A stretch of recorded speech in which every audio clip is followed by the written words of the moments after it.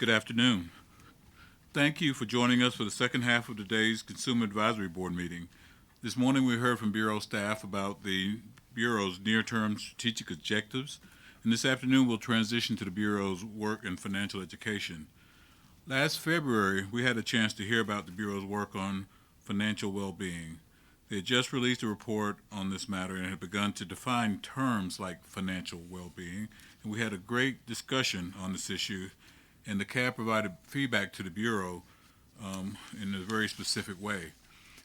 After spending some time obtaining input from a variety of stakeholders, including the CAB, this work has now moved to the next phase, and the Bureau staff is here today to provide an update. This work now involves a scale that can be utilized by intermediaries and others working with consumers to achieve financial well-being. We have the good fortune of having Yannicka Ratcliffe and Genevieve Melford to walk us through, and I will turn the discussion over to you. Thank you. Thank you, Bill. It's great to be here with you all. I'm here mostly to just introduce Jen and to benefit from the discussion that we expect will follow. Jen Melford from our office, the Office of Financial Education, along with Hector Ortiz, who is not here today, but with the Office of Older Americans, have been leading this groundbreaking project on financial well-being. It's a multi-phase, multi-year project, and as Bill mentioned, you were here about a year ago seeing the first phase of that work. And Jen will briefly review that at the beginning of her comments. Now, at that time, the CAB was the first public venue where we had gotten feedback and insight from anyone. And your feedback, as Bill mentioned, was extremely rich and valuable to us. We heard that you needed us to make it tangible. We heard that recognizing a person's circumstances is a critical step in supporting their financial well-being. You helped us better articulate the concept to various audiences. You helped us map our particular interest in understanding what drives well-being to the bigger landscape of opportunity and challenges that consumers face. So thank you for that. Our office's specific interest is in strengthening the field of financial education. That said, we view financial education broadly as a diverse range of approaches that seek not just to impart knowledge, but also to improve consumer decision-making and ultimately their action-taking as well. So many of you are engaged in strategies that fall under or relate to that objective, and that is why we so greatly value the perspective we have received from you in the past and that we know we will get from you today. So with that, I'll turn it over to Jen. Thanks. And do I use this to advance the slides? Yes. Okay, great.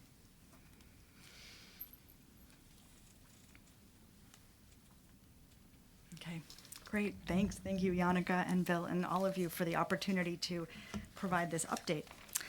And feel free to ask clarifying questions throughout the presentation, and then we're really looking forward to hearing your perspective and suggestions during the discussion. And as Yannicka mentioned, before I go into the main topic of today's presentation, which is our new scale to measure financial well-being, I do want to take a minute to give the background of the project. So it won't be news to any of you that we've heard from the financial education field that standard measures of success are needed. It's a common question that practitioners get asked, and it's a common question that we get asked.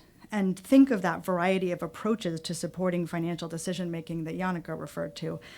Things like classroom instruction on budgeting and money management, credit or homeownership counseling, online product comparison tools, automated reminders to save or pay bills. So with that variety of approaches in this field, it's no wonder that coming up with standard metrics has been challenging. But in order to advance our mission, we do need to understand what effectiveness means for financial education initiatives and what success looks like. And furthermore, we need to have a way to measure the success of different approaches that will be broadly relevant to this diverse field. So you may remember from last year, this is a slide that we showed you then as kind of context setting, that we have taken as our guide for this work the growing consensus that the ultimate and common goal of all of these different financial literacy and capability efforts is the improvement of financial well-being. So, for example, the vision of the U.S. National Strategy for Financial Literacy is sustained financial well-being for U.S. individuals and families. That's the entire purpose why we have a national strategy for financial literacy.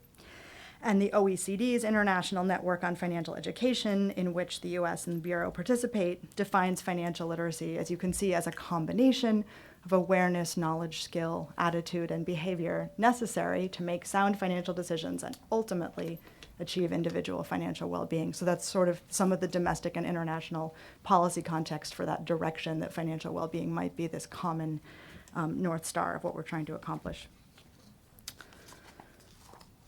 But the concept had not been previously directly defined in this policy context, and nor did a standard way to measure it exist before. So that kind of brings us to the why of the specifics of what we've done.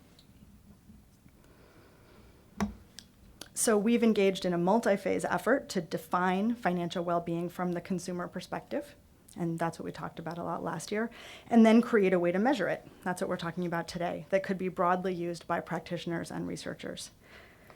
So phase one of this project is what we presented on to you a year ago, what we learned about the definition of financial well-being and what factors may influence it. And I'll just do one slide on that as my next slide to help ground the discussion of what the new scale is intended to measure. So we're kind of all on the same page before we talk about how the tool works and what it is, kind of really getting clarity on what it's trying to measure. And then, so since last year, we've completed phase two, which is the development of a tool to measure the consumer financial well-being, and that's what we'll be talking about today.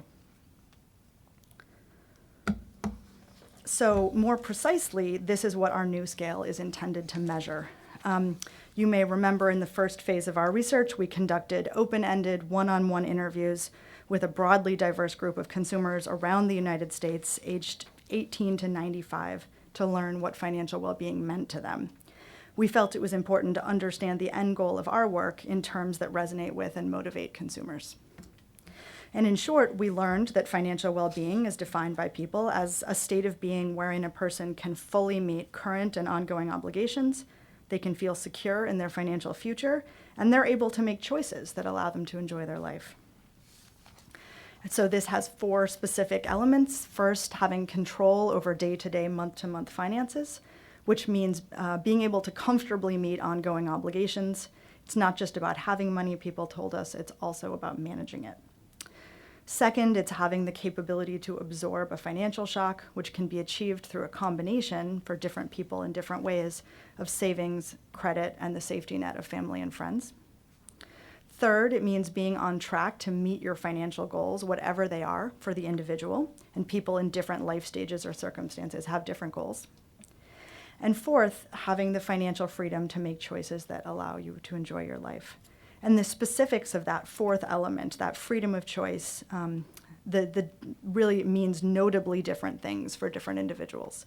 So individuals told us that they value being able to be generous with family, friends, and community, having the ability to go back to school or leave a job to seek a better one, being able to work less to spend more time with family. And because these are the things that people might want for themselves and the preferences they might have for their lives, traditional measures such as income or net worth, while very important, can't fully capture this aspect of freedom of choice. And if people are able to live their lives in accordance with their values and preferences. So another way to describe what we learned is that financial well-being means that your financial situation provides you with a balance of current financial security and freedom and progress toward future life goals. And that balance is part of the definition. And so this concept, while grounded in a person's financial reality, is inherently subjective because we learned that a sense of financial well-being is related to an individual's personal goals and preferences. And this subjectivity is a purposeful and important part of the concept as we've defined it and as consumers helped us define it. And you will see that subjectivity reflected in the design of the tool we created to measure it. So once we had a clear definition of financial well-being, we turned to developing a tool to measure it. And our objective was to develop a tool that would be usable, durable, and broadly relevant. And we had a number of requirements for what that meant to us. So to us, that meant that the tool should reflect the consumer perspective on financial well-being, that it be a highly reliable and valid measure of this construct, which means that it should provide consistent results if what is being measured doesn't change. That's the reliable part. And that it actually measures the construct it's supposed to be measuring. That's the valid part. As I just mentioned, it should be able to rigorously quantify important but hard to quantify subjective factors like confidence and satisfaction, which are sort of, financial educators know that those things matter, but they're hard to measure in a way that is meaningful. It should be able to produce a financial well-being score that is relevant across adult ages and contexts and directly comparable across consumers, which requires that the measurement tool be able to account for variation in individual preferences and circumstances. As I noted before, it's critical that this tool be relevant and usable across very different types of financial education programs and interventions. And that means that the measurement tool can't be tied to the specific outcome goal of a particular program, like credit building, debt reduction, savings promotion, or successful homeownership, because those outcome goals may not be relevant to the details of some programs. And finally, the tool should be able to be made freely available to the public. So just a small set of requirements, really easy to achieve. And because this thing that we're trying to measure is a multifaceted concept, which is inherently subjective and not directly observable, we need a measurement tool that could accommodate those characteristics. And for those who are not doing this every day, I will mention that a scale is a measurement instrument made up of multiple questions, along with a procedure to produce one score that incorporates the answers to all those questions. So when I talk about a scale and that we created a scale, that's what I mean. That's the definition I'm using. And a scale is used to measure something that's not directly observable, like an attitude or an ability. They're most commonly used in kind of educational testing in psychology. So because of that, it was a natural choice for a tool to measure financial well-being, because we learned that it is multifaceted and not directly observable. So that's why for us a scale was the right form for this tool to take.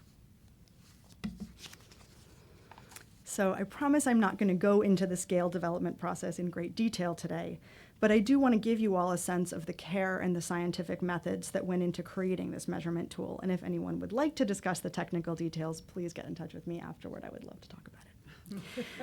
But I'm going to hold myself back now for your benefit. So the first thing I'll note is that we worked with the same terrific team of subject matter and scale development experts that helped us develop the consumer-driven definition of financial well-being. So this team has been involved since we first started thinking about what do we need to ask consumers and how are we going to, understand what this means to them and then elicit a measurement of that. The contractor team was led by CFED and included the UW-Madison Center for Financial Security. And Vector Psychometric Group led the development of the scale model and scoring procedures using methods based on an analytic technique called item response theory, or IRT for short. IRT is primarily used in educational testing, such as in the creation of standardized tests like the SAT or in psychology, and it provides a scientific method of creating especially precise estimates of unobservable characteristics. So we used a 4-stage process to select the 10 questions that make up the scale. Some of you may have seen it, it's in your packet, but if you haven't, it's coming in the next slide.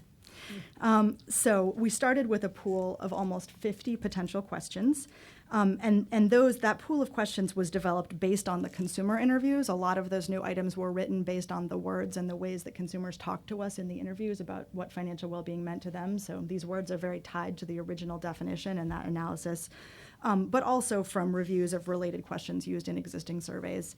And then those almost 50 questions were tested through a process called cognitive interviewing, where people were asked to read the questions, explain what they thought they meant, explain how they would answer the questions, and if they found any of the language confusing. And then some questions were revised based on the findings of those cognitive interviews. So then that pool of kind of revised potential questions was fielded through an online survey of thousands of respondents. I think all told in all of the waves, maybe about 15,000 broadly diverse respondents online. And then the responses were analyzed using factor analysis to determine which questions best measured the financial well-being construct. And several more rounds of surveys and IRT analysis were then conducted to further refine the selection of questions to the 10 that provided the most reliable financial well-being scores, as well as we wanted to include at least one question for each of those 4 elements. So you'll see all 4 elements are covered in the 10. And then those multiple rounds of testing and analysis helped the psychometricians on our team figure out how each response to each question would contribute to the overall financial well-being score. And then the final step, once the scale was complete, the questions were selected, the scoring procedure was in place, the researchers then checked to make sure that the scores produced by the scale made sense. This is the validation part. By comparing them to things like a respondent's credit score or their experience of material hardship, to make sure that it was producing scores that would seem predictable and consistent with things that we would think would be related. And that checked out. I mean, they're not perfectly correlated, but certainly higher credit scores go along with higher financial well-being from at least our scale development response pool. Similarly, you're not likely to have a lot of experience of material hardship if you have a higher financial well-being score, and those did check out in the expected ways. So that's the final step of the methodology. And thank you for bearing with that. So without further ado, here are the 10 questions that make up the scale. For those of you who have a copy of the user guide that was provided in CAB's packet, this is laid out in questionnaire form on page 26 of the user guide, and the user guide is also available on our website. We released it in December. So you can go to page 26. You can see these questions laid out as a questionnaire. You can fill it out for yourself if you want to. And you'll see that, so for the first 6 statements, the respondent is asked, how well does this statement describe you or your situation? And the response options are completely, very well, somewhat, very little, or not at all. And the statements are, I could handle a major unexpected expense. I am securing my financial future. And the active form of that verb is on purpose. Because of my money situation, I feel like I will never have the things I want in life. I can enjoy life because of the way I'm managing my money. I am just getting by financially, and I am concerned that the money I have or will save won't last. And then for the last 4 statements, the respondent is asked, how often does this statement apply to you? And the response options are always, often, sometimes, rarely, and never. And those statements are, giving a gift for a wedding, birthday, or other occasion would put a strain on my finances for the month. I have money left over at the end of the month. I am behind with my finances, and my finances control my life. That language around control, are my finances in control, are my finances controlling me, was a really broad and consistent finding in our consumer interviews. When people think about well-being, the control issue is big. So we wanted to make sure to have some of that wording in here. And then respondents' answers to these questions can then be used to produce one numerical score that falls between 0 and 100, and directions for how to do that scoring are available in the user guide, and also worksheets for doing that walk you through it are available on our website as well. And then that score that's produced for an individual is directly comparable across adult respondents.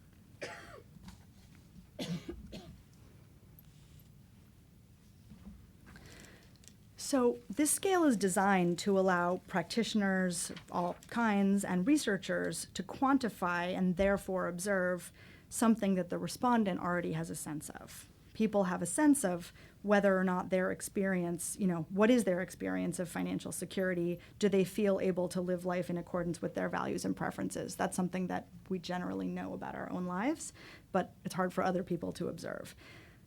So attaching a number to that might not add that much value for the respondent themselves. But that being said, the questions themselves may be valuable for consumers to help them think through their financial situation. If they're happy with how they're answering the questions, if we'd like to be able to answer them differently, and if the latter, it can be an opportunity for an individual to think about what they may want to change. Here, for the individual, I don't think the point is the number. It's more you look at the answer options, you say what you feel for you, and you think about if you would like to be able to answer that differently, and that might help you focus on areas where you'd like to make a change and where you may want to reach out to help to make that change.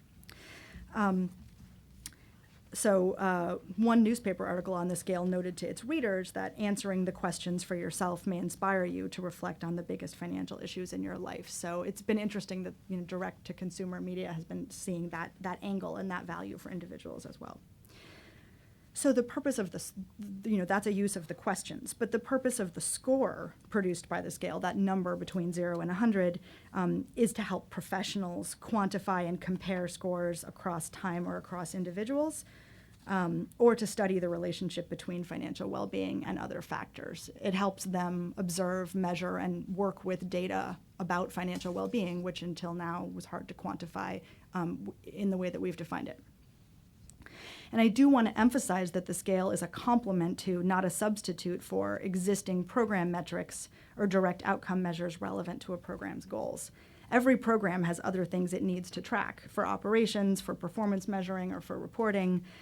To go back to the examples I cited earlier, that could include metrics on credit score, debt reduction, savings balances, or homeownership outcomes. Those are going to depend on the specific purpose of the program. So this score is not meant to be a replacement for those kind of metrics, but rather a complement.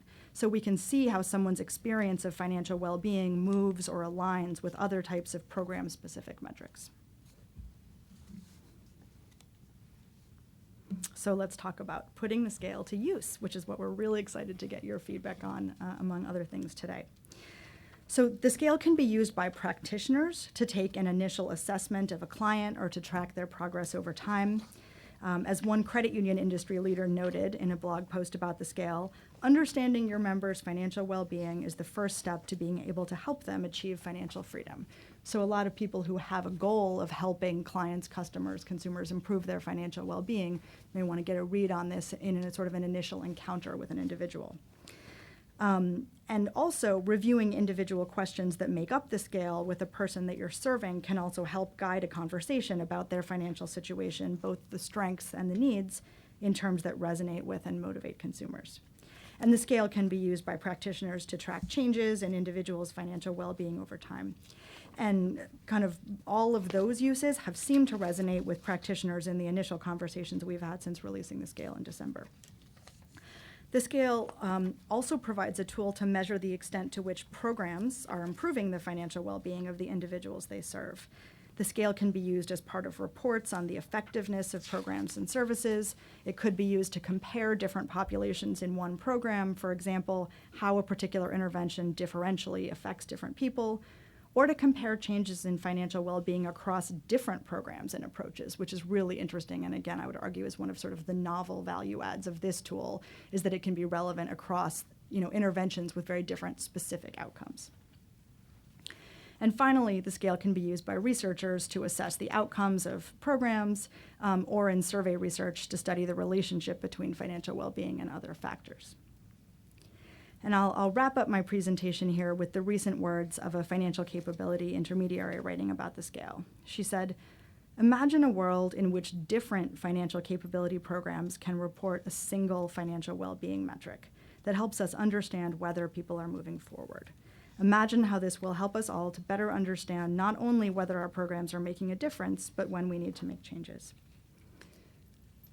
So thank you for the opportunity to share this with you, and we're really eager to hear your thoughts and ideas about how it can be put to productive use.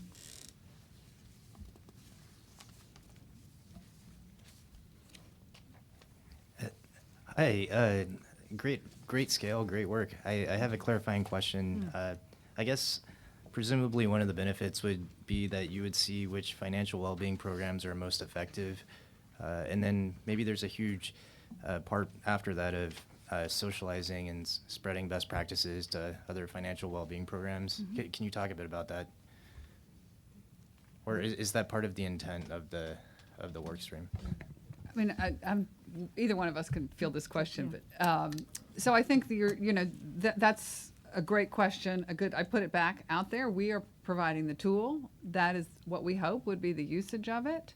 We can use it in our own, the Office of Financial Education and other offices in the Bureau do research, and we can apply the tool in that research to see how various interventions are affecting financial well-being. But we also hope that others would pick it up and do the same.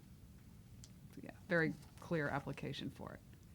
Yeah, it would just seem to me that it would be a shame if some people found very effective things and there wasn't a great way of socializing it among all the disparate entities.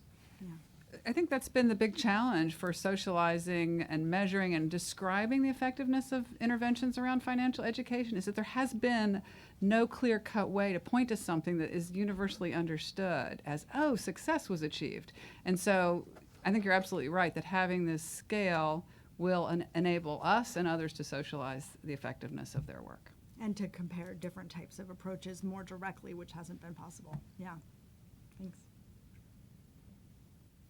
Yeah, so I think this is fabulous work. This has been the kind of thing that I think has been needed for a really long time because, we in financial education we went from knowledge to understanding that didn't quite cut it, that really didn't necessarily have to do with behavior, to behavior, to now understanding, well, behavior is important, but the overall financial well-being of the consumer is really where you want to get to. And it's enormously difficult to measure, and yet these questions are so simple. And the five question version is even simpler. So I think this is just a really important breakthrough.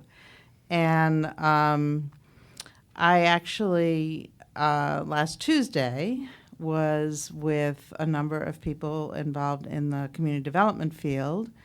And one of them chairs the board of an organization that is doing financial coaching. And then the organization that I was with works on, among other things, impact metrics.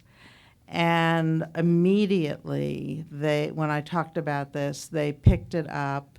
The guy who works on financial coaching said, I'm going for it. We're going to use this to find out whether we're accomplishing what we intend to accomplish. And I think, and then on the other side, on the impact measures, this is an attempt to develop impact measures for the entire community development field and the financial security part of the community development field. And the proposed measure that they had, on the piece of paper was increase in credit scores. Well, that is an extraordinarily difficult measure to get hold of for all kinds of reasons. And then there's the whole issue of accuracy, and is that really the only thing you want to know about? And so this provides a much broader way of answering the critical question in a much easier fashion. I mean, I think that the simplicity of the questions may well be its greatest value. Now, I will echo Tim that finding some way to dump all of the information into the CFPB so that your 15,000 people becomes a million will be really important in making this a more universal tool, and also beginning to help us understand what's a good score and what's a good score for whom. So, thank you. Yeah. Thank you. This has been fabulous work, and it's been sorely needed in the community. The organization I work for oversees a network of housing counselors, and the vast majority of the people who come through our system are people who are at risk and who are in crisis. So the challenge there is to try to get them on a path to recover from that crisis. But the way you're framing this, makes for a much richer conversation, I think, for within our community. So where are we trying to go? We want to get you out of the most difficult circumstance that you're facing right now, but then longer term, where would you like to go? So I think that it's certainly applicable in our network, but I think more broadly within the housing counseling community, within the credit counseling community, that I would encourage you, and I think they will be very, very receptive to this, to help them understand how to incorporate that in the process that they already have in place, because it'll certainly help frame the conversation with the clients. And then you can get into the nitty-gritty of, okay, so where are your issues now and how do we address those? But I think it will just be very, very valuable to the consumers who are being served by the counseling community. So yeah, I certainly want to echo a lot of what people have said. This is truly a groundbreaking tool and scale. So I think that there is certainly a natural group of stakeholders for which you're not going to have to do any outreach for them to want to actually take this up and figure out how to integrate it into their work.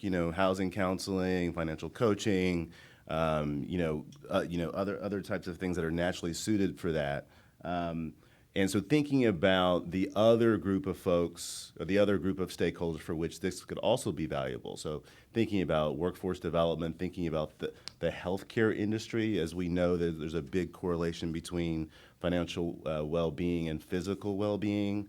And also thinking about employers. I think employers are trying to figure out how to assess their employees' financial well-being, kind of understanding, for recruitment and retention and those types of things. So a very specific question about, I guess, kind of the next phase of this in terms of how it looks to the person that goes to the website.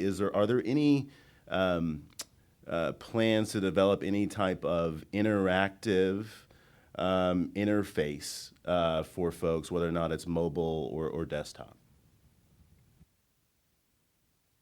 Something that we have started thinking about, but would love your input on what you think all of your input on what would actually make this usable, what type of support, either in terms of technology or training or the format of things, or what do you think actually makes this usable for people? We'd love to hear your thoughts on that.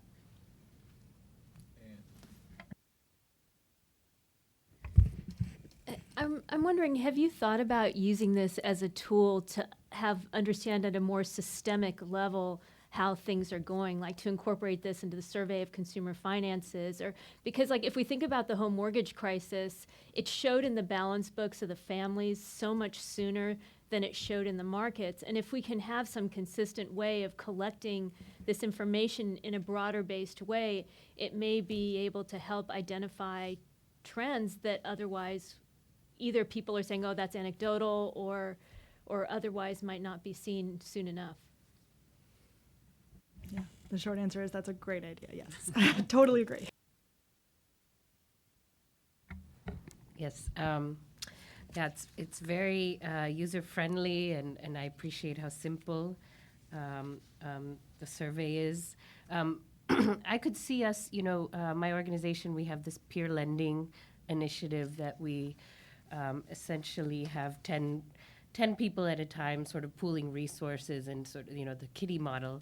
So I could see this as a good way to sort of initiate a conversation. Part of our goal with that program is to get people dreaming about getting to a better place. So, I like this as a way to starting that process. I think it definitely has to be coupled with sort of housing costs and daycare and all those other things that do need to be thought through in terms of setting goals.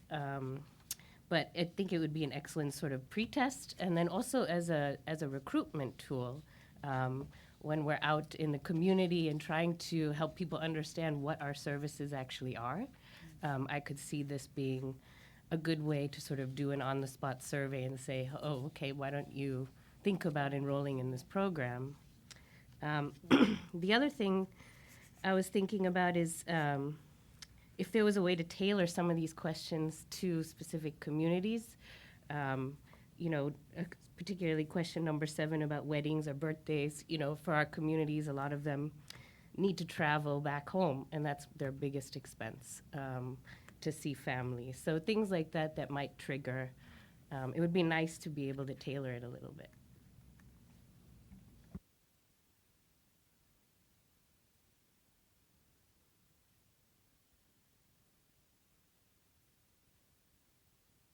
Sorry. I think this is a really cool instrument too, and I love Anne's idea. That I think was brilliant. But one of the things is, it seems to me that as a tool, this is most effective when you're either trying to look at the impact of an intervention or change over time without an intervention, or maybe the intervention could be financial crisis or subprime lending, right? That I don't think there's much to be gained from the absolute values. Because I think about, like, my husband's pessimistic, and he would say that, at any moment the economy's going to crash and we're going to be broke, and I'm optimistic and want to go out to dinner. So, our scores would be quite different. So I don't think absolute values matter very much. But the other thing is that and this is sort of really a very broad comment, but for people who are doing work that is funded by governmental entities and foundations are really being challenged to come up with metrics that establish the effectiveness. And even if you put in a grocery store, right, it's got to make a neighborhood better, right? How do you prove it made a neighborhood better? Any metric that's easy, like employment statistics, average wages, home ownership rates, they're just there because they're easy to measure, right? They're not there because they are really reliable indices. But I can imagine you going out and marketing this, as this is the kind of tool we should be using for assessment.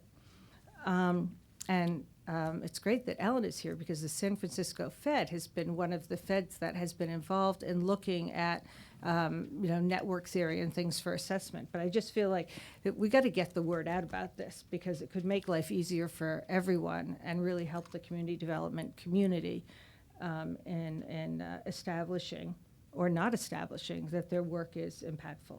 So thank you very much. Congratulations. Just piggybacking on that, I was thinking about the many government agencies that have as a priority community development, improving lives. But the measurements, as you mentioned, I think don't get at it as strongly as they do, but there are billions of dollars that are targeted for those purposes. So I have been impressed at the way that the Bureau has worked across agencies. I think that looking at some of the community development, some of those other initiatives within other agencies that are intended to improve quality of life, could learn a lot from this tool. It may need to be modified a bit to get at some of their more specific objectives, but I think it's absolutely a conversation that needs to be had. Judith. So when you first got done talking, I wrote down the words tracking tool, and I think I'm following on, Anne and Dawn and what Kathleen said. I have no idea how to do this, but I'm envisioning this interactive platform, as Dawn said, that agencies or people, kind of like, I don't know if you've ever seen like Weight Watchers, you go on and you put how much you weigh this month and how much you weigh next month, and you can, track it. But I think it would be really useful if you could have some kind of tool like that, where when someone goes into an agency, you can, track this, and then we did this and this, and is it going up and down? Because I am sure this is not going to be a metric that has a one directional. It's going to be up and down. But then have some way that could be interfaced with your database. So, you wouldn't have people's names, but you'd be able to say that X organization is working with 100 people and doing this, and this is where their metrics are going. And I know there's ways to do that. I don't know them. But it just strikes me that would be a really useful way to both, have it useful for agencies or even people who just go online, but also to be able to capture the data that's coming in about, what interventions are causing wellness to go up and what aren't, and all those kinds of complicated metrics. So one of the applications I can see in financial services would be that, I've been struggling for a while thinking about how do we engage customers kind of over a lifetime. And this, I think, would be a great foundational tool to be able to use to kind of follow a customer and their levels of engagement, their needs, the effectiveness of the product, the, sensitivity of our service, kind of through a relationship. So I do think that this is a tool. And what I like about it's clear and simple, and I think less complicated than a lot of the things that at least my outfit has tried in the past. I do have a question, though, because I think that it also relates to the priorities that we discussed this morning. So when are you thinking about, and I think it's to the point that Anne and Judy were making, are you thinking about also looking at rules that you're making, so small dollar, overdraft, stuff like that, doing some survey in terms of a baseline, terms of a cohort, and then measuring the effectiveness of those rules over time as far as the industry.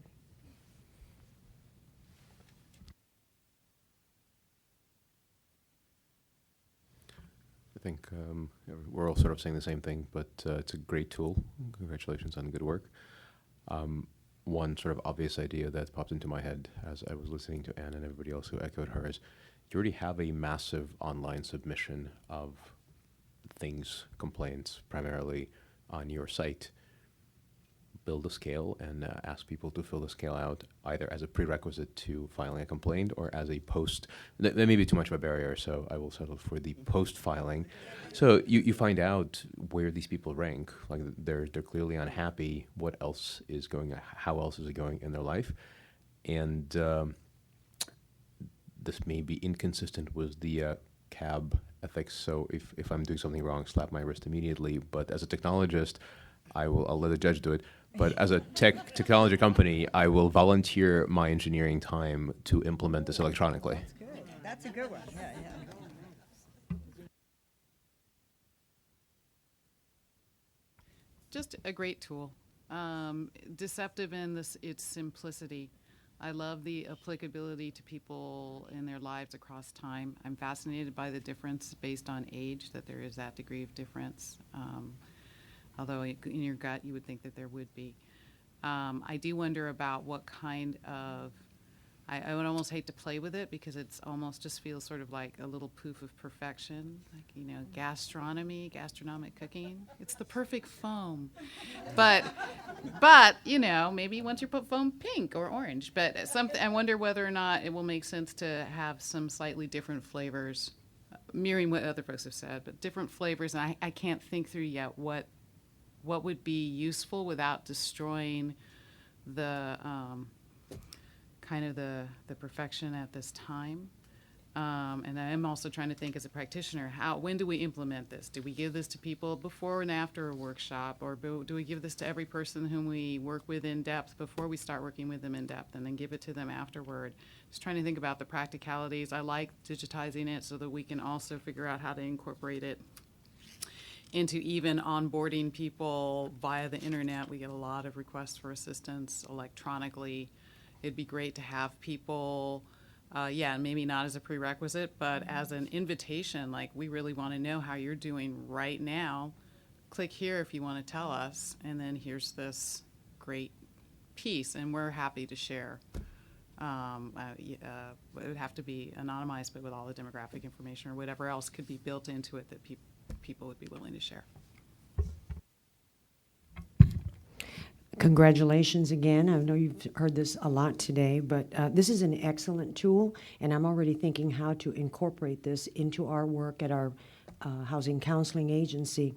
I see giving this to everyone who comes through the door, and even in the education class, they can take this or not, and then we can sit down and once they go through the process, and then we can run them through this again, let's say 6 months or 1 year down the road, and see what they've done.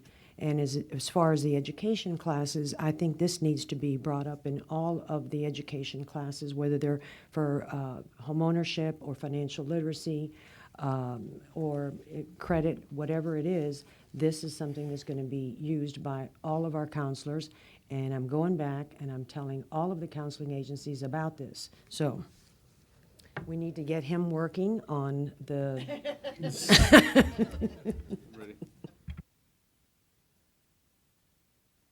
Yeah, great tool. You've heard it. So after you finish your presentation, I'm sort of, it took me a few minutes to think about sort of what this could mean, and everybody's comments have been really useful to me in thinking this through. So this is really interesting. I think it captures it, or at least it has the potential to capture what is so hard to measure. So many people in our country, so many people are struggling with low income and too much debt, right? And how do you measure all of that? And I think this comes at it from an interesting angle, which is really, really critical.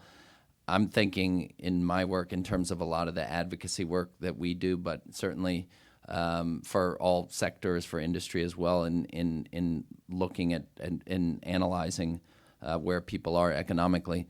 One thing I would say, again, in that not to sort of throw things in there, but I wonder if it wouldn't be worth also trying to capture. I mean, so many people are working 2 jobs and juggling 2 jobs, and that plays into this very much. And I don't know, maybe there's no way to capture it in a scale, but it also seems like a really important factor in measuring this sort of calculus of debt and income and where people are in their family. But it's really interesting what you guys are doing here. We appreciate it. That's great. Thank you. And that actually brings up a really important issue that it's probably worth me clarifying, that the scale, we kind of purposefully kept sort of your experience of financial well-being separate from anything that might be driving that, so that we can really test those relationships. So, I mean, that's a very, reasonable assumption that you're making, that if people are in a situation where they're, having to work a lot of jobs, and that could be leading to lower financial well-being. But this scale is really specifically supposed to be measuring a construct that we would be able to test in relationship to other factors in people's lives. So, thank you.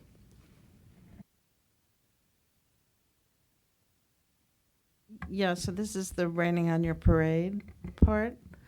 So the first thing is just the obvious, which is this is a fabulous tool to measure things like financial coaching, financial education, things that attempt to improve the way people are able to deal with the hand they've been dealt.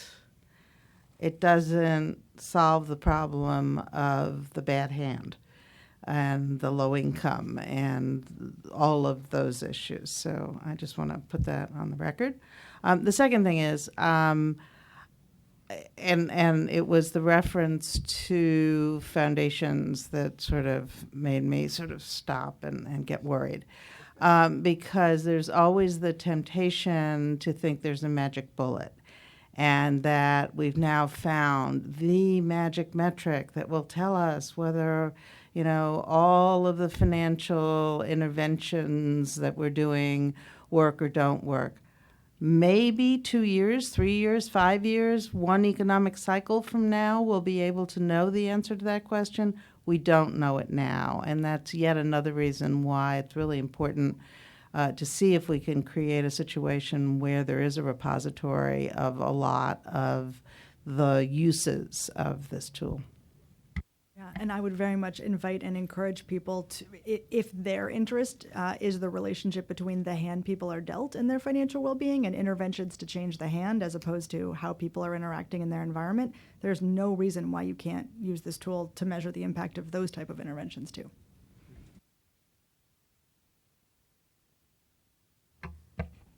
I'm just going to weigh in. Of course, it's great and all that, but I leave it to the real experts, and it's impressive. My question is really more rollout and launch. Will there be a formal one? And you can just think of national groups where the services they render, like a NeighborWorks, is national in terms of housing counseling, and then drill down to wonderful people around here who own, that whole space. So I'm just wondering, is there something attached, like Know Before You Owe?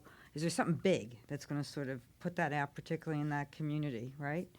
And then the other thing is tracking individual progress. And I thought Neil was good on that. And I was just thinking when I saw that, how long a tail, like Ellen was saying, because your financial well-being will absolutely evolve as you age. So when you start, I'm really interested in the population that you went to, those demographics, because, having a savings because you're worried about kids going to college later on. I may have more health issues, so therefore as I age in place, I want more cash. Like that evolves. And so it's very interesting to track, as you say, on that sort of over that continuum to see what the effect is. And then my other question is, it's all under the umbrella, everyone. The actual pool of people that you went to sort of evolve these questions that you said 15,000. Did you go back and then survey them? Did you? You mean, did we track their financial well-being over time? Well, I'm just saying, you went to them to sort of evolve this, and then you went back. Did they fill it out? Did they? We fielded it in multiple rounds, so people did answer these questions in every round. In the final form, or as it evolved? That was my question. as you develop the product. Right. So the individual questions were fielded in multiple rounds, and the third round involved fielding these questions, yes. Oh, okay, Yeah. in totality, okay, Mhm. so you already Yeah. have a base for that. But that Well, but I wouldn't call that like a nationally representative sample. So I would not say that at this point we do not have nationally representative numbers on the population distribution of financial well-being. Okay. Why don't you share your thoughts on her question about rollout? And it'd be interested to get any suggestions or input they might have about that. Absolutely. I mean, we have published the scale and put that out, and part of the reason we're here today is to get your ideas about how we could launch it, roll it out, continue to roll it out, and get it implemented in ways that it really does get broad pickup and broad applicability. So, you know, these ideas you guys have mentioned today are welcome, and we would appreciate more. So, like everyone else, great tool, great job of using curiosity to engage a consumer in a daunting topic. I think sort of three questions. I'm not sure to the extent to which you understand these, plan on studying these, or are looking for help. So you can kind of think about answering them using a scale, maybe.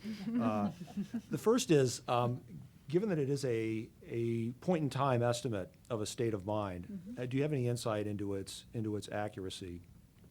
Given that, you know, my own assessment of my financial well-being can vary depending on, you know, what I've looked at or what I've read in the last week. So just, you know, if you've considered the accuracy question. Second, you know, do you plan? I suppose you're probably looking for help with its ability to predict an outcome, Yes. right? A good or a bad outcome, such as inability to repay a debt. I can see a very good study using the tool as a predictor, as a lender, as a predictor of a bad outcome. I'd be interested in that. And then also, you know, studying, you know, if you had any imminent plans to study sort of the usefulness, any thoughts on the usefulness over time? It is 10 questions. If a consumer has seen it before, they might know how to they might know how to answer to show the outcome that, you know, that they want to show, or that emotionally they sort of predisposed to showing. So, any thoughts on its ability to be used, you know, sort of pre versus post, or do you need a second set of questions post so that it, you know, a consumer can't sort of, you know, game it intentionally or not? Those are all great questions. The short answer to the first one, which we can discuss in much more detail later if you want to, is that the item response theory method that is used to produce the scale maximizes that sort of accuracy and reliability angle as much as possible. So that's my short answer to that, and we can talk more about that. We are certainly interested in the relationship between financial well-being and many other things. So we will test some of those things ourselves. If other people do, we'd love to hear what you find. So, like, yes, we are generally interested in that topic and hope other people study it, and maybe in both directions. I mean, I think we focus more on what predicts financial well-being, so that how can we have interventions that support people having more financial well-being, but what is financial well-being a predictor of, or what does it influence, is also a very interesting question, and one that, if that's someone's research agenda, the tool is there for you, which is awesome, and we'd love to hear what you learn. And I lost your third item. Any thoughts on its usefulness over time, You know, on a pre versus post? Right. I hope that it will be useful for that for several reasons. One, because of the work that was done to make it a sort of reliable estimator. And two, because for 10 questions, there's 5 possible answers on each, so there's quite a lot of sensitivity. So there's a lot of possible, you don't have to go from, you know, my finances control me totally to not at all. It could go from most of the time to sometimes. And you know, so there's room for sensitivity like that, which gives me hope. However, to be clear, this has never been pilot tested yet. I mean, we just released the scale in December, so pilot tested in the context of an intervention. We're really, really interested in learning how that works, and I can't speak to it yet. Just one thought, and I know you didn't mean it this way, Brian, but just the idea of a lender using this as a predictor of a loan performance scares the bejesus out of me. But then, because I think in some cases it's the behavior of the lender that leads to financial not being in a good state of financial health. So yeah, so it's unfortunate this is a public meeting. No, I think it was more along the lines of just understanding its ability to predict in order to identify successful interventions. I'm not advocating using it as an underwriting tool. And in fact, that could give it a very bad, it could attach negative baggage to something that has the potential to be great. And in no way am I suggesting it as an underwriting tool, more as something that can measure the success of an intervention and help people. So thank you for allowing me to clarify that. Yes, Tim, and then Neil and Joanne and Jean. Yeah, so a few tactical thoughts on rolling this out from someone who's had a few failed rollouts before. One potential area to think about is whether these questions can move a lot over the course of one intervention. And so I guess best practice might be to go and manually test it on a few interventions.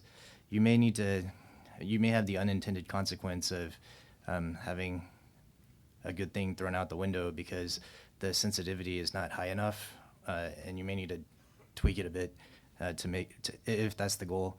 I think it immediately would seem to make sense on a more cross-sectional basis if you were just measuring across a broad set of people. So those are my thoughts on the pilot. So I can actually hear your excitement about this tool, which is terrific. And you did hear from others about like what the potential use could be in rollout. Just curious in terms of, as it gets operationalized, what would be valuable to you in terms of insight coming back that would allow you to see this thing come to a future that you wanted for it? There's at least 3 questions that I'm really interested in. They've actually, I think, all been raised today, and then I welcome Yannicka or others to weigh in on what else would be really valuable. But all of these issues about operationalizing it in kind of program measurement settings, I'm really interested in, haven't been explored yet. And so to the extent that anyone is doing that, we would just love to hear your input on, was it clunky to administer? Was it hard to score? What type of things might make that easier, more consistent? So like just a real nuts and bolts use in a program setting question. Also really interested in anything that programs learn about the relationship between this score and other things that you care about in your program and know about people. So like in real life, how is that playing out? I mean, we did this large survey with a bunch of validation data and we looked at those statistics, but I'm interested in a program setting if practitioners are seeing that this is related to the things that they normally care about, and this question of sensitivity and can it move and how much and based on what type of intervention. I mean, Tim, you mentioned just one intervention, but the question is what's the intensity of the intervention, right? So I don't know if it's a number of interventions or intensity or depth of, where you're starting from or any of those things. So is it sensitive? Does it move? How does that perform? All of those questions. And then another thing that doesn't have to do with program kind of learning is the relationship between financial well-being as measured this way and other factors generally. I mean, if people are collecting data for any reason in the course of any of the business that you all or others do to understand more about the relationship between this, the number that we're able to put on this concept now, the way we're able to quantify it with this scale, and the relationship between that concept and other things that everyone cares about in the lives of people that you're trying to serve. Yeah, and to reiterate a point that's probably clear, but we're not suggesting this is a substitute for the metrics that matter to a program, to what your intervention is. If your intervention is directed around raising people's credit scores, then of course you would still want to measure that. But what would really enrich our understanding of financial well-being is to understand how changes in those kind of program metrics relate and correlate with changes in or are translated into financial well-being. Do you get a sense of financial well-being before you start to see your credit score go up? Do they move pretty well together? Mm-hmm. What external factors, some of the things that are not in one's control, might might moderate that relationship somehow as well. So all those kind of interconnections would be tremendously valuable.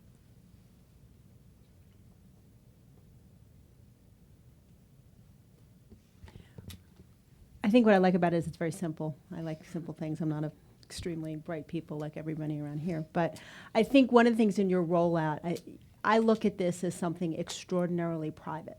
I mean, when a consumer sees this, this is, you know, this is something very private about me. And I think there needs to be a lot of counseling when you're working with consumers about what ultimately this score means and how to use it. And that's the only, I would just caution you on that. I think there was, you know, over the years, people have come to understand and learn what their FICO score means. I think you got to look at it in that same, there needs to be an education on what it means. You know, are you a lesser person because your financial well-being score is not as good as my neighbor? You know, they get together at Starbucks and they have this conversation. How is that going to impact? But I commend you for I remember when we were here in February and the reception was not as good. So I think you've done, you took a lot of what we had to say, so I guess the cab is working, and you really put together a very simplistic tool, and I think that's what anybody could expect. Thank you. I wanted to go to your to the rollout question that the judge raised, and I'm reminded of the program that was used with the Your Money, Your Goals, and I worked with Patty Avery a lot on that, where they introduced the program to a whole network of financial counselors and then asked them to sort of give feedback for 6 months. And it strikes me that you have that network already that you've already used, that this would be a good group to go back to and say, you know, hey guys, would you, you know, while you're doing this, insert this tool and give us some feedback, because they're already out there, those relationships are already established, and they're doing this work all the time.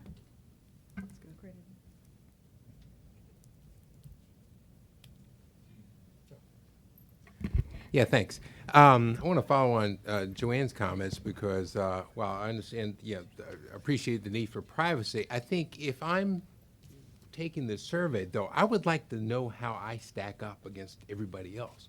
So this is the way I feel about myself. You know, am I an outlier or am I, you know, just in the body? So I think it would be great. I mean, a lot of potential research projects that could come out of this. But I think it would be great to have sort of like, you know, to have a big campaign around getting people to take the survey. And so if it was possible to be able to show the results and maybe cut by some, whatever the appropriate dimensions are, I think that would help, you know, sort of stimulate interest in it. And again, it would help me understand, so how do I fit? And then, so what do I need to do if I'm a little below the norm or whatever? So that's a suggestion as part of the rollout.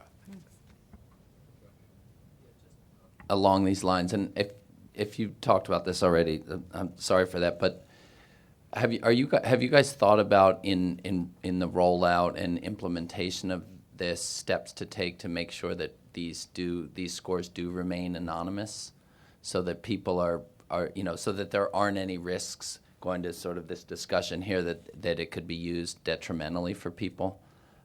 Is there sort of a plan for that? Because it seems like it would be a lot easier if people had assurances that wouldn't get out. People would probably be a lot more comfortable being honest about it, and you would probably get a lot more accurate data. Right. If we collected any such data, of course, that would. No, I understand. I'm talking more about because it's going to be people out in the field that are doing the surveys. So maybe in the toolkit, in the rollout toolkit, maybe it'd be useful to have some protocols about how they talk to people and how they collect before it gets to you. I echo Josh's concerns about the privacy aspect. But there are a couple of communities I wanted you to consider in your rollout. There are quite a few people who turn to faith-based organizations for counseling. They don't go to the traditional credit counselors, and they're using Crown and Dave Ramsey and other tools in order to train or teach financial literacy, and I thought that would be a great companion piece for that, as well as social workers. You have a lot of schools now that are teaching and training social workers on financial literacy because they see the intersection of a lot of the issues that consumers are facing or showing up in their work, and they hadn't been previously trained on how to assist them. And so now a lot of colleges, in fact, are changing the curriculum to make that part of what they're taught. So definitely do some outreach to some social workers. It's interesting. I feel like privacy goes both directions because a lot of people really want to tell their story about how they feel. and about what it is that changed how they feel. And I think that privacy also ends up unintentionally getting used against people, and sometimes intentionally, but mostly unintentionally because people then feel alone and isolated. I think there's a huge power and benefit to having more the kind of campaign that Jean was talking about, or getting it out on the kind of larger scale that Anne's concept would get it out on, but publicizing it, because we all got debt. A lot of us have credit. So what? This is it's one of those bizarre things that links us together. Let's talk about it. We tend to stigmatize this stuff, and stigma is real, and people who don't want to be seen visible at all should have that option. But I think there's a huge emotional benefit, and also there's more openness to learning. If our goal is for people to engage, then let's know we can engage together and openly and talk about the fact that, yeah, okay, so I have $50,000 in student loan debt. Happy to say I don't. But whatever your issue is, right, that it's not something to be ashamed of. It's something to talk about.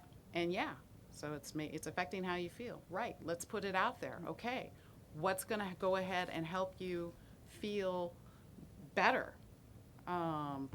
I love how the tool really starts from the place of how someone feels, because then it's not about making a lot of money to feel well financially. It's not about being a homeowner to feel well financially. It is about still being who you are and having your values recognized. It's fantastic.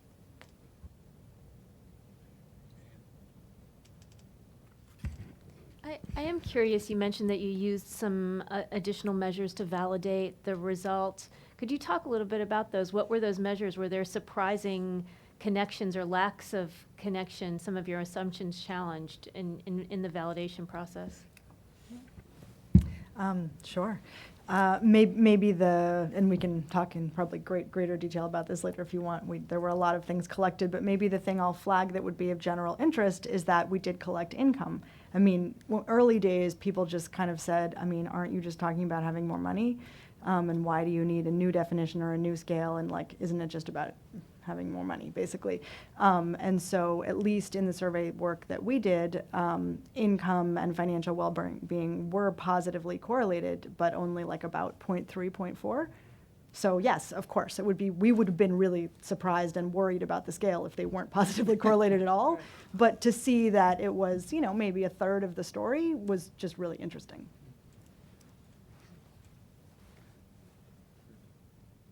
So I'll echo the great tool thing as well. As I kind of listen to the discussion, it feels like it breaks down a little bit into two pieces. There's the using it as a tracking tool, right? As using it as a measurement tool for particular programs or things like that, where you might use it as a baseline and then use it to measure is one thing.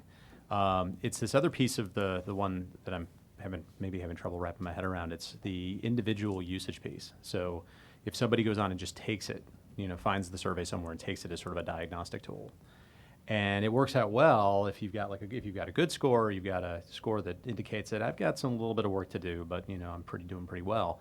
It's what happens if you get a score that shows that you've got some significant issues, and helping that person find a place to start, right? Like what is it about where I'm at that I can pinpoint that I could start to work on, so that it doesn't sort of put you into a cycle, a downward spiral. It says, well, I stink at this and I don't know where to go. And plus, especially if you're dealing with more than one issue,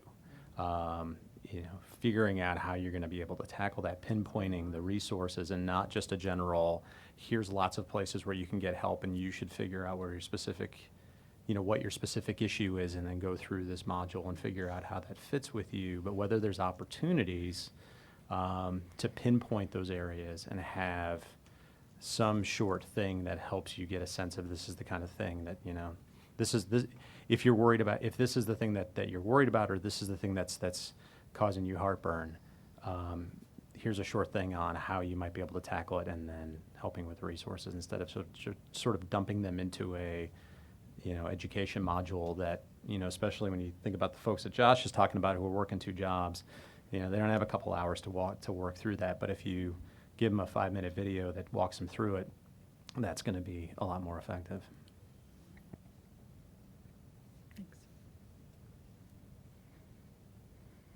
You know, I think that as people become more focused on the importance of financial well-being, having a tool to measure it is going to be very important. I think as Don that mentioned, for certain organizations, this is part of who they are and is a core part of the kind of work that they do. So I could see several community development financial institutions, for example, find this really valuable as a way to measure their impact over time. We do annual surveys of our members, and I could see this being integrated into that. And so I'd want to watch it for a while before our funders start to hold us accountable to it, to make sure it is not just that we're seeing the right movement on it, but that it is measuring what we hope it is measuring. Also, again, NeighborWorks. I think he mentioned NeighborWorks. I would encourage you to engage organizations like that who are broadening the definition of their priorities to include not just housing, but housing plus. What is the overall health and well-being of households where their network engages? I'd love to get to a point where, you know, you have cities vying for who is the most financially well-being, who rates the highest on the scale in the country. But I do think that as this gets traction, hopefully more people will start paying attention to the significance of this. And this is, echo great work.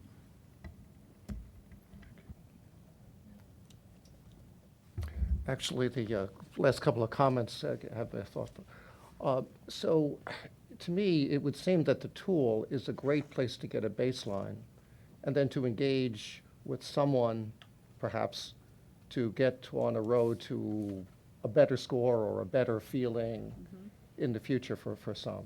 And I think that I don't know what your intention. So I can see from the comments here that a tool then that allows somebody to engage with someone who could be in a position to provide solutions, community group, a faith-based group, financial services, I think would be a great outcome.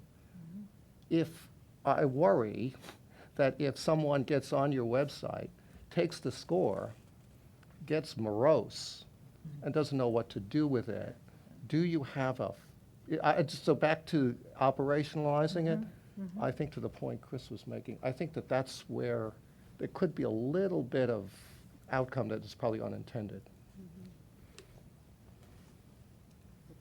I just think these comments and viewpoints are so helpful in terms of thinking about this tricky issue of how the individual interfaces with the score. I mean, it's inevitable and it's very appealing, and it's going to ultimately, I think, go there. And for us to sort of see the pros and cons, the different ways of presenting it, is really, really helpful.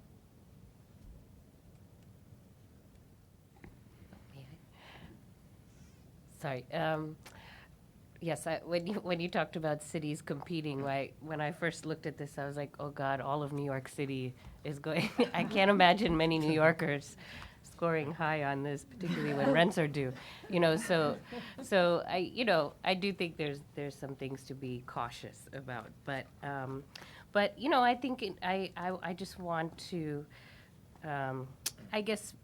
Agree with the fact that it really should be tested before it goes to the foundation world, because this would just make things a little too easy for them. So I think, I would encourage you to pilot it with groups on the ground first before you go for a full push, because it would be useful to have a way to compare things, but I think, we want to make sure it's nuanced enough.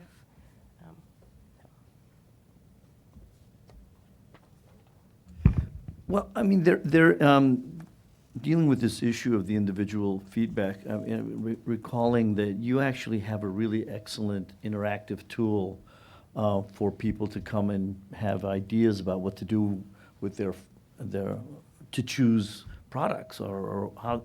So if there's some way to maybe connect this tool with some of the other tools that you have, so that somebody can go up there, get a diagnostic, and then try to begin to start thinking about their choices. I mean, we've just been having some very interesting conversations about, I don't want to call it, CFPB robot, but at least something that begins to give you a sense of where you are, where you can compare yourself to other people around the country, and then begin to start thinking about some options. I mean, obviously, in very general terms, you definitely don't want them to get really, really depressed. And after taking this, you want to immediately be able to show them how they can improve, and then come back on a regular basis, because that's the other thing. And obviously the other way in terms of the rollout, and I'm sure you're thinking about this, is making sure you have some really easily accessible ways to make this survey happen on a mobile, and maybe even connected to some other features, like come to the website, hey, click here for your financial well-being. I mean, multiple opportunities for people to be able to access it in some type of interactive way. And I mean, the issue, obviously, the privacy is giving your financial well-being information to the government, right? I mean, the question is this going straight to IRS, and what is this going to happen in terms of my individual? Obviously, make sure these firewalls are very clearly defined, that this has nothing to do with that or anybody else's, as people have said before. Ways of making sure that the security is really intact.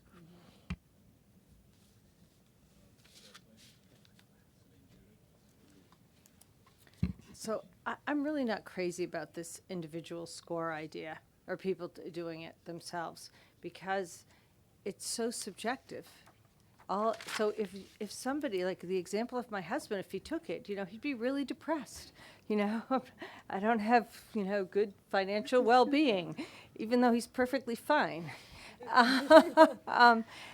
So I think we have to be really careful about using absolute values. I just think that it's not clear to me that that's actually information. Now, if you had 1 million observations, and you could track it against things that maybe you think are meaningful metrics, right?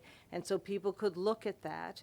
That could be interesting, but you'd still need a disclaimer in that says, look, if you fall at the bottom of the scale, you may just be a little bit of a pessimistic person. It doesn't mean anything. Or if you're at the top of the scale, don't go on a trip around the world, whatever it may be. And the other thing is, kind of related to it, is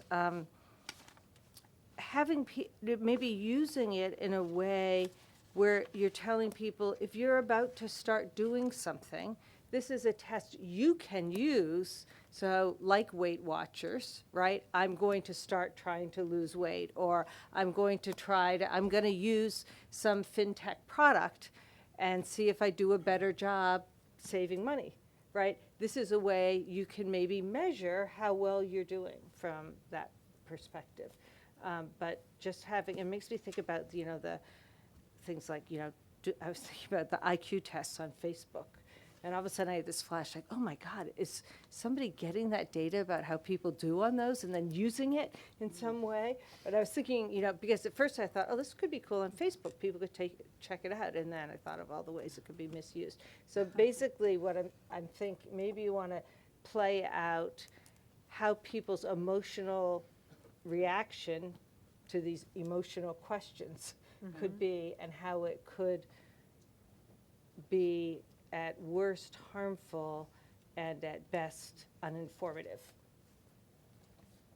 I do find myself a little skeptical that people would take this test and then be wildly surprised at what the outcome was. I mean, I doubt that people would be surprised to find that they were struggling with their financial situation and how they were managing it going in. So, I mean, I do think it's ultimately an empowering tool, because although maybe ignorance is bliss, and in many areas of life maybe there's some truth to that, this ultimately gives people a potential path forward.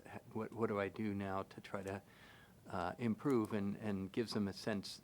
I think for a lot of people who would score not well on this test, they would tend to know it ahead of time, and they would tend to have a certain hopelessness about themselves that they just aren't sure that there's ever any way for them to improve on this sort of thing. So. Oh, I hate to disagree with the director. But you will. But I will. Well, it's not so much disagreeing as sort of a nuanced. My perspective always comes from the people I work with. And one of the things I really like about this, and it does go to a little bit of what Maeve was saying, some of the financial education that's out there, and I won't name any, but one was named that I have a particular problem with for low-income communities, is they build that.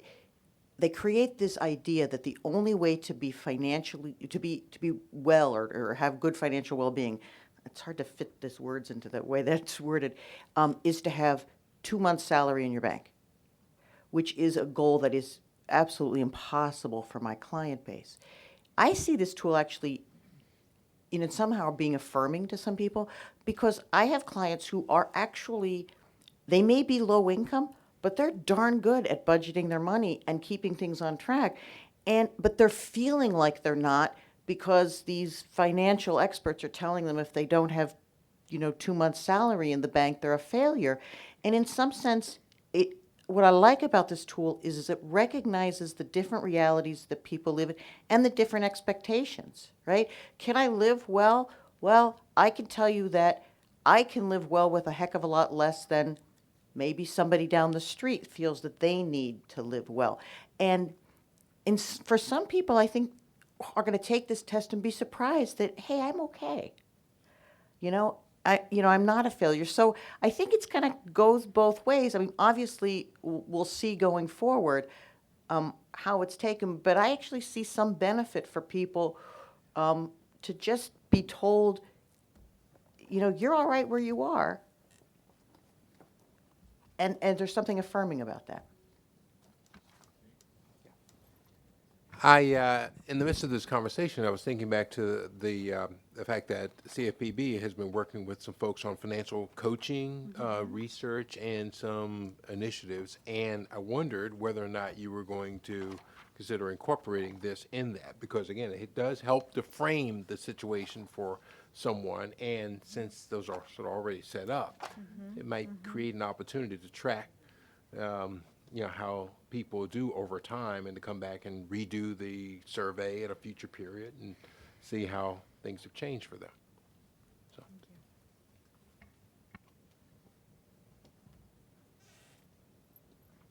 So I'm probably going to disagree with the director even more than Judy did. But I think that, well, first of all, you're from the Midwest, and I moved from the East Coast to the Midwest and realized, people from the Midwest, they're salt of the earth. They make good judgments. They live in reality. Don't stereotype us. Yeah, it's true, though. I loved it. So, but if you look at behavioral economics and the studies, it's like 80% of people misperceive their financial situation, right? These are all done. These are not done as huge empirical studies, but when they do sort of experiments with people, looking at how they perceive things, people are the stuff we hear all the time. People buy lottery tickets because they believe it's possible that they will win the lottery, but they don't adequately insure themselves because they don't consider that they could be killed in a car accident, right?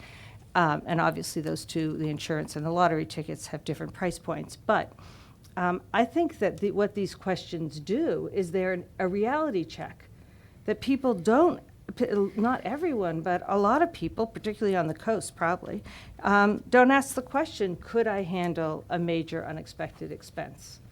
And that's really important in terms of the reality check. So I don't know that people are quite as good at perceiving their financial well-being as you think they are. And I think that's an important piece. And also, as to the point about having interventions in there, I think that's really key. So that if, say, somebody's going to do the equivalent of Weight Watchers, I'm going to use one of these fintech tools. I'm going to take this survey now, and then when they get the results, to be able to, if they don't have access to the right fintech tool or don't know about any of them, to sort of direct them in different ways, so that it empowers them in that way. Like, this is something I can change. And at the end, I'm going to take this survey, and if all goes well, they do experience a change.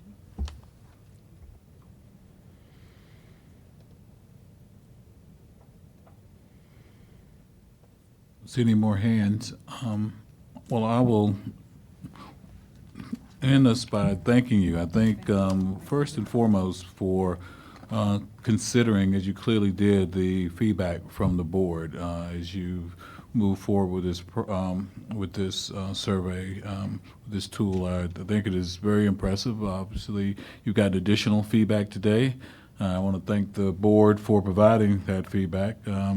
And I'm sure you'll consider that as well. But I think we're all interested in doing what we can because there's great potential in this important work, and we want to help in any way possible. I want to thank you all for attending today. I think with that, we will adjourn. Thank you. Have a good evening.